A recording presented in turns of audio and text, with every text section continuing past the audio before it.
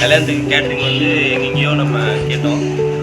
கடைசியில் அண்ணன்கிட்ட தான் கேட்ரிங் புக் பண்ணேன் நான். எனக்கு எப்படி ஒரு தெரிய வந்ததுன்னா, ஒரு 5 வருஷத்துக்கு முன்னாடி ஃப்ரெண்டு அவங்களோட பர்த்டே இதில் அவரோட அப்போ அண்ணன் வந்து சொந்தமாக இது வச்சுருந்தாரு, மண்டபம் வச்சுருந்தாரு. அதில் தான் நான் வந்து சாப்பிட்டேன். எனக்கு அப்போ சாப்பிட்ட சாப்பாடு மீன் ஞாபகம் வச்சு நல்லா இருந்துச்சு நம்ம சாப்பிட்டது. ஏன்னா அப்போ வந்து நாங்கள் எல்லாருமே சாப்பிடும்போது எங்கள் சார் முதற்கொண்டு எங்கள் சார் வந்து பிராமின் அவரே வந்து சொன்னார், இது மாதிரி சாப்பாடு வந்து அருமையாக இருக்கும்.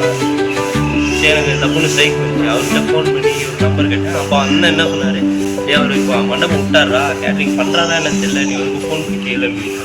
சரி, நான் ஃபோன் பண்ணி கேட்டேன். எஜே கேட்ரிங்னா நான் வெஸ்ட் மாம்பலம், அண்ணனும் வெஸ்ட் மாம்பலம் தானே, வீடு வந்து வெஸ்ட் மாம்பலம். அப்போ யோசித்தேன், அண்ணன் வந்து வெஸ்ட் மாம்பலத்தில் இருக்கார், எப்படி ஹையர் கேட்ரிங் தான் இருக்கும், கண்டிப்பாக ஜாஸ்தி தான் இருக்கும் அப்படிங்கிற தான் நான் போனேன். அப்ரோச் பண்ணார், எல்லாமே நல்லா இது பண்ணார்.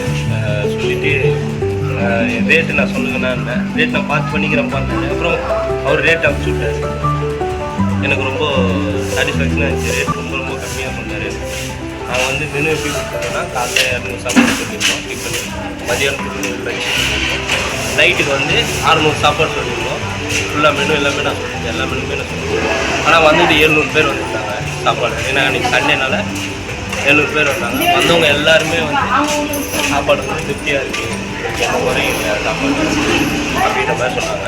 எனக்கு ரொம்ப சந்தோஷமாகிடுச்சு. காலையில் டிஃபன் சாப்பிடும்போது சொல்லிட்டாங்க எல்லாருமே சாப்பாடு வந்து அருமையாக இருந்துச்சு. கேட்ரிங்கில் வந்து யாருமே வந்து ஓனர் வந்து நான் கேட்ரிங்கில் இன்னுமே ஒர்க் பண்ணி நான் யாருமே பார்த்து சமையல் நல்லா வந்து எல்லாத்துக்கும் கூடவே நின்று பக்கத்தில் இருந்து பார்த்து நல்லபடியாக பண்ணி கொடுத்தாரு.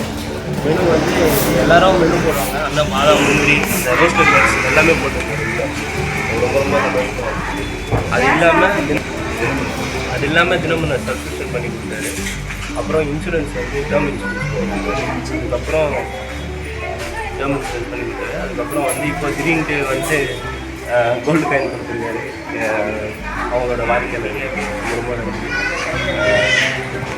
ரொம்ப சந்தோஷமாக இருக்குது.